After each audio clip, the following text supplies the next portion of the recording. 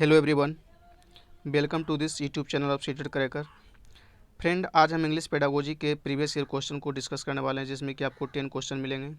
और ये सारे क्वेश्चन प्रीवियस ईयर से लिए गए सारे क्वेश्चन हैं, जो कि पेपर 1 तथा पेपर 2 दोनों के लिए इंपॉर्टेंट क्वेश्चन है। पिछले वीडियो मैंने 1 to 30 क्वेश्चन तक को डिस्कस कर चुके हैं। आज हम क्वेश्चन नंबर 31 से स्टार्ट करेंगे। तो क्वेश्चन नंबर 31 बोल रहा है कि good teaching learning material can best, कि एक अच्छे टीचिंग लर्निंग मटेरियल जो अच्छे हो सकते हैं, सबसे अच्छे हो सकते हैं, किस रूपों में अच्छे हो सकते हैं। टीचिंग लर्निंग मटेरियल के बारे में बोल रहा है कि किस रूपों में जो टीचिंग लर्निंग मटेरियल होता है अच्छे हो सकते हैं। तो ए नंबर ऑप्शन बोल रहा है कि be a source of entertainment, कि यह एक इंटरटेनमेंट का साधन हो सकता है। तो टीचिंग लर्निंग मटेरियल सिर्फ इंटरटेनमेंट का साधन होते नहीं लेना है कि सिर्फ इंटरटेनमेंट करने के लिए टीचिंग लर्निंग मटेरियल बनाया गया है। तो ए नंबर तो ऑप्शन नहीं होगा। बिना बोला है कि help the teacher to translate material without any modification, बिना कोई मॉडिफिकेशन किए हुए एक ही प्रकार का टीचिंग लर्निंग मटेरियल को बार बार टीचर चलाए। तो ऐसा भी नहीं है कि उसमें ना कोई मॉडिफिकेशन किया जाए, एक ही प्रकार का टीचिंग लर्निंग मटेरियल बार बार चला जाए। तो बी नंबर भी ऑप्शन इसको हटाइए, ये भी नेगेटिव वर्ड लग रहा है कि विदाउट एनी मॉडिफिकेशन।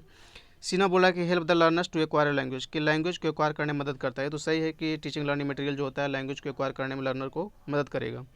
लेकिन डी नंबर देख रहे हैं, बोला है कि facilitate the teaching learning process, कि टीचिंग लर्निंग प्रोसेस को फैसिलिटेट करता है, यानी कि सुविधा प्रदान करता है। यानी कि जो टीचिंग लर्निंग मटेरियल होता है वो क्या करता है कि टीचर को फैसिलिटेट करेगा टीचिंग लर्निंग प्रोसेस को पढ़ाने में, ताकि जो लर्निंग प्रोसेस होता है कि ज़्यादा उसको इफेक्टिव बनाया जा सके। यानी कि इसका जो सबसे अच्छा जो ऑप्शन होगा, ऑप्शन नंबर होगा डी, कि जो टीचिंग लर्निंग मटेरियल होता है facilitate the teaching learning process, ये टीचिंग लर्निंग प्रोसेस को फैसिलिटेट करता है। फैसिलिटेट का मतलब सुविधा प्रदान करेगा, यानी कि 31 का हो जाएगा आंसर ऑप्शन नंबर डी।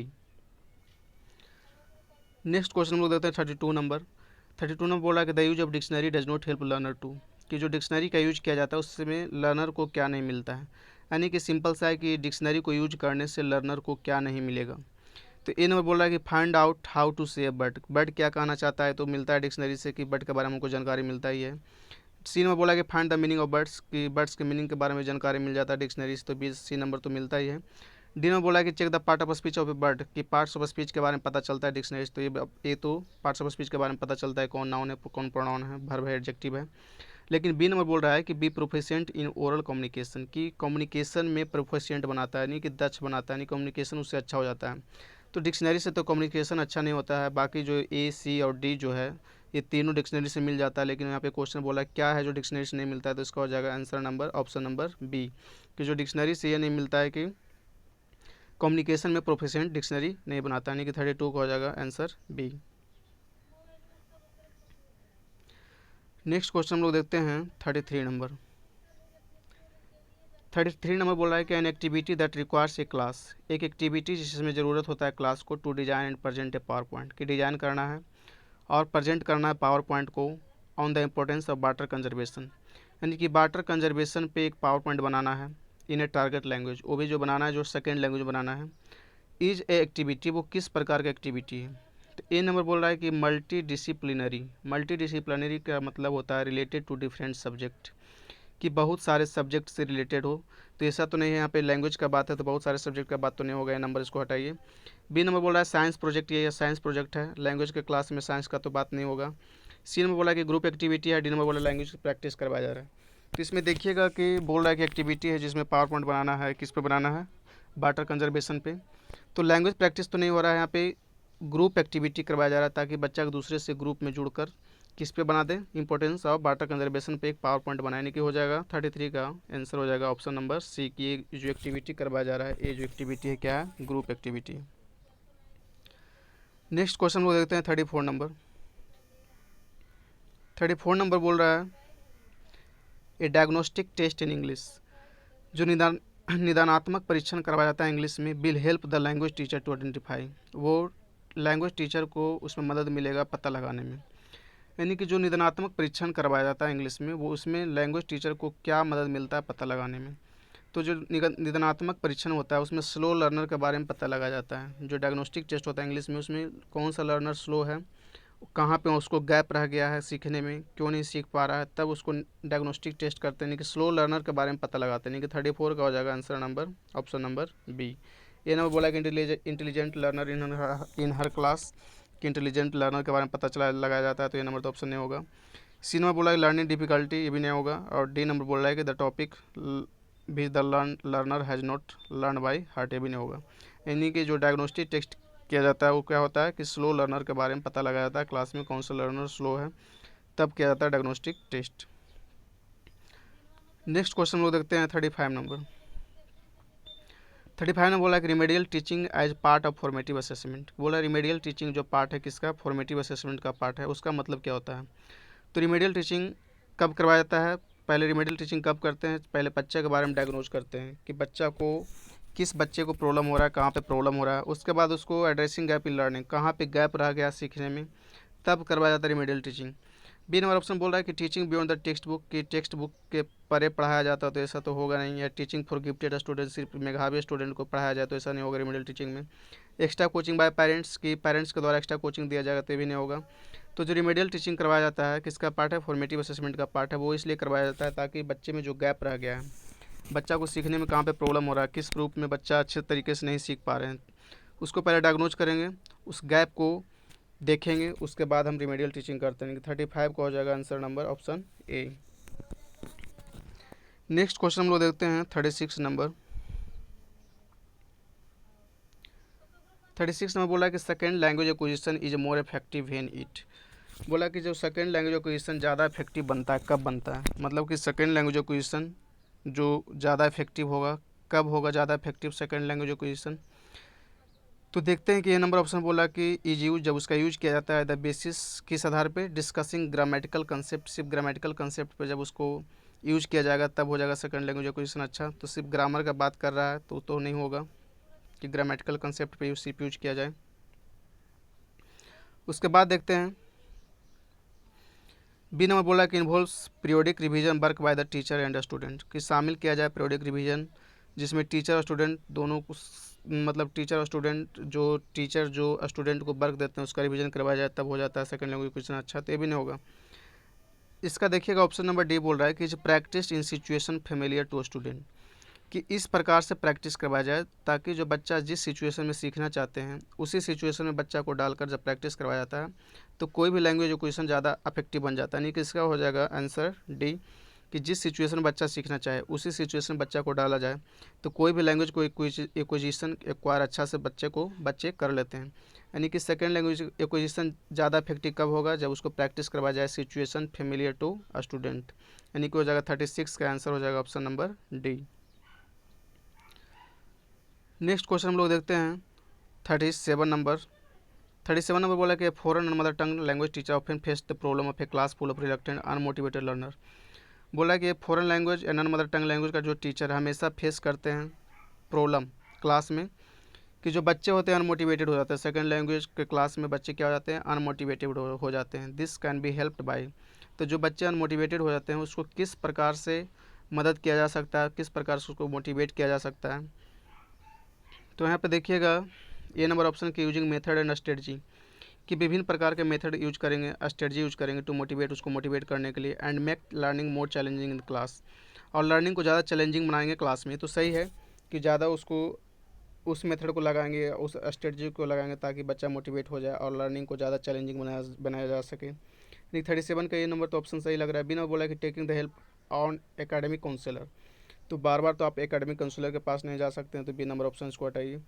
सी नंबर बोला कि identify the student who are motivated, की पता लगाएंगे कौन सा स्टूडेंट अनमोटिवेटेड है, तो कैसे पता चल जाएगा कि कौन सा स्टूडेंट अनमोटिवेटेड है, तो सी नंबर भी ऑप्शन नहीं होगा। डी ने बोला कि encouraging learner to take their own time to complete assignment, बोल रहा है कंप्लीट असाइनमेंट को पूरा करने के लिए इनकरेज करेंगे, तो ये भी नहीं होगा। यानी कि ये नंबर बोल रहा है कि जो non mother tongue language teacher है उसको हमेशा प्रॉब्लम होता है क्लास में, जो बच्चे अनमोटिवेटेड हो जाते हैं, रिलक्टेंट हो जाते हैं, तो उसको विभिन्न प्रकार के मेथड, विभिन्न प्रकार का स्ट्रेटजी लगाकर उसको मोटिवेट करेंगे ताकि जो लर्निंग होगा क्लास में ज़्यादा चैलेंजिंग बनाया जा सके। नहीं 37 का हो जाएगा ऑप्शन नंबर ए। नेक्स्ट क्वेश्चन वो देखते हैं 38 नंबर। 38 नंबर बोल रहा है कि when young learners seem to lose interest in a lesson the teacher should, जब यंग लर्नर्स अपना इंटरेस्ट खो देते हैं क्लास में तब टीचर को क्या करना चाहिए। तो इसका एक ही ऑप्शन है कि टेल स्टोरी, जब कोई यंग लर्नर हो अपना लेसन में क्लास में अपना इंटरेस्ट को खो देते हो तो टेल स्टोरी कहना चाहिए, और कंडक्ट एन इंटरेस्टिंग एक्टिविटी, और विभिन्न प्रकार के इंटरेस्टिंग एक्टिविटी करवाना चाहिए ताकि बच्चे में जो इंटरेस्ट खत्म हो चुका हो उसको फिर से लाया जा सके। बिना बोला कि ask them to sit quietly, कि उसको कुछ समय के लिए बैठ जाने के लिए बोला जाना चाहिए, तो ऐसा तो नहीं होगा कि जो लर्नर उसको बोले कुछ समय के लिए बैठ जाओ। डी नंबर बोला कि ask them to sleep for while, उसको कुछ समय के लिए सो जाने के लिए बोला जाना चाहिए, तो ये तो भी नहीं होगा। और सी नंबर बोला कि allow them to go out and play, कि उसको अलाउ करना चाहिए कि जाओ बाहर और जाकर खेलो, तो सी नंबर भी ऑप्शन नहीं होगा। तो ए नंबर होगा जब यंग लर्नर इंटरेस्ट को खो देते हैं क्लास में, तो टेल स्टोरी, स्टोरी कहना चाहिए। To conduct an interesting activity, और विभिन्न प्रकार की इंटरेस्टिंग एक्टिविटी कंडक्ट करना चाहिए ताकि जो बच्चे में इंटरेस्ट खत्म हो चुका है उसको फिर से लाया जा सके। 38 का हो जाएगा answer option number A. 39 number बोला कि the right of children to free and compulsory education act 2009 has included all round development of the child, कि जो आरटी एक्ट 2009 का बात कर रहा है जिसमें कि शामिल किया गया है ऑल राउंड डेवलपमेंट, बच्चा के चारों तरफ का विकास यानी कि चहुर्मुखी विकास। As one of the aims of education, बोल रहा है कि बच्चे के चहुर्मुखी विकास किस प्रकार का होगा, जो कि एजुकेशन का एक लक्ष्य है, किस प्रकार से बच्चे का चहुर्मुखी विकास हम लोग करेंगे। तो यहाँ पे देखिएगा ऑप्शन ए नंबर बोल रहा है कि it nurtures the physical mental and emotional aspect of child, जब इसको फिजिकल शारीरिक विकास करेंगे, डेवलपमेंट करेंगे, मेंटल डेवलपमेंट करेंगे, इमोशनल संवेदनात्मक डेवलपमेंट करेंगे, संवेदनात्मक विकास करेंगे, तब बच्चा का जो ऑल राउंड डेवलपमेंट हो जाएगा। तो ऑप्शन सही है कि जब बच्चा का mental physical and emotional aspect चारों तरफ का एस्पेक्ट को देखकर उसका डेवलपमेंट किया जाता है, उसका ऑल राउंड डेवलपमेंट होता है। बी नंबर बोला कि it ensures that every child is a part of workforce, कि यह सुनिश्चित करना चाहिए कि ये जो प्रत्येक बच्चा है वर्कफोर्स का एक टास्क है, किसका टास्क है, आरटी एक्ट का टास्क है, तो सही है। लेकिन बोला कि ऑल राउंड डेवलपमेंट होना चाहिए बच्चा का। उसके बाद सी नंबर बोला कि every child grow rapidly between 6 to 14 years, कि प्रत्येक बच्चा बढ़ता है 6 से 14 वर्ष के आयु में बहुत तेज़ी से बढ़ता है, तो ये तो इसका से कोई मतलब नहीं है। डी नंबर बोला कि proper health care is essential, कि प्रॉपर हेल्थ केयर आवश्यक है। लेकिन यहाँ पे क्वेश्चन बोला कि ऑल राउंड डेवलपमेंट किस प्रकार से होगा, तो इसका आंसर हो जाएगा ऑप्शन नंबर ए, कि जब बच्चा का फिजिकल शारीरिक विकास, मेंटल मानसिक विकास और इमोशनल विकास, इमोशनल डेवलपमेंट जब अच्छे तरीके से किया जाता है तब बच्चा का ऑल राउंड डेवलपमेंट हो जाता है, यानी कि 39 का हो जाएगा ऑप्शन नंबर ए। आज का लास्ट क्वेश्चन देखते हैं 40 नंबर। 40 में बोला कि which of the following instance of formal learning, यहाँ पे क्वेश्चन मिस्टेक है, यहाँ पे होगा नॉन फॉर्मल लर्निंग। अब देख लीजिए थोड़ा सा, एक फॉर्मल लर्निंग और नॉन फॉर्मल लर्निंग, एक होता है फॉर्मल, एक होता है नॉन फॉर्मल। तो फॉर्मल लर्निंग उस लर्निंग को बोलते हैं जिसमें कि क्या किया जाता है कि बच्चा किसी के प्रेशर के द्वारा जब सीखेगा, किसी के गाइडेंस में जब बच्चा सीखता है, तब उस लर्निंग को बोला जाता है फॉर्मल लर्निंग। कि जो स्कूल में लर्निंग करवाया जाता है टीचर के सहारे जब सीखता है तो वो लर्निंग होता है, उसमें बच्चा का प्रेशर होता है कि हमको याद करके आना है, तो वो जो लर्निंग होता है फॉर्मल। और नॉन फॉर्मल लर्निंग वो होता है कि जिसमें बच्चा किसी के प्रेशर के द्वारा, किसी के गाइडेंस के नहीं द्वारा, किसी गाइडेंस के द्वारा ना सीखे, बच्चा अपने फ्रेंड से सीख ले, उसको किसी प्रकार का माइंड पे प्रेशर ना हो, तो उसको बोलते हैं नॉन फॉर्मल लर्निंग। तो यहाँ पे क्वेश्चन देखिएगा कि बोल रहा है इसमें से कौन सा उदाहरण है जो नॉन फॉर्मल लर्निंग का उदाहरण है, नॉन फॉर्मल लर्निंग का उदाहरण है। तो ये नंबर बोल रहा है कि children learning A cook from their parents, कि चिल्ड्रेन कुक सीखता है किससे, अपने पेरेंट्स से, यानी कि अपने पेरेंट्स से सीखेगा तो उस पर प्रेशर तो होगा ही होगा पेरेंट्स से सीखने में, तो ये तो फॉर्मल लर्निंग का पार्ट है। बिना बोला कि children learning a new game from friends, कि चिल्ड्रेन अपने फ्रेंड से कोई गेम सीख लेता है तो इसमें कोई प्रेशर नहीं होगा, बच्चे अपने फ्रेंड से आराम से सीख लेते हैं, इसमें कोई इस पर माइंड पे प्रेशर नहीं होता है। यानी कि बी नंबर जो है किसका पार्ट है, नॉन फॉर्मल लर्निंग का पार्ट है। सी ने बोला कि चिल्ड्रेन लर्निंग थ्रू कॉरस्पेंडेंस लेसन, जब बच्चा लेसन के द्वारा सीखेगा क्लास में तो उसके माइंड पे तो प्रेशर होगा ही होगा, तो सी नंबर भी फॉर्मल लर्निंग का पार्ट है। और डी नंबर बोला है कि children learning to draw from their art teacher, कि चिल्ड्रेन अपने आर्ट टीचर के द्वारा ड्रा सीखेंगे, तो ये भी फॉर्मल लर्निंग का पार्ट है। इसमें से क्वेश्चन बोला है कि कौन सा जो उदाहरण है नॉन फॉर्मल लर्निंग का, तो एक ही ऑप्शन है, ऑप्शन नंबर बी, कि children learning a new game from friends. तो आई होप आपको ये वीडियो अच्छा लगा होगा। यदि ये आपको वीडियो अच्छा लगा होगा तो प्लीज़ इस चैनल को लाइक करें, सब्सक्राइब करें। मिलते हैं नेक्स्ट वीडियो में, तब तक के लिए थैंक यू।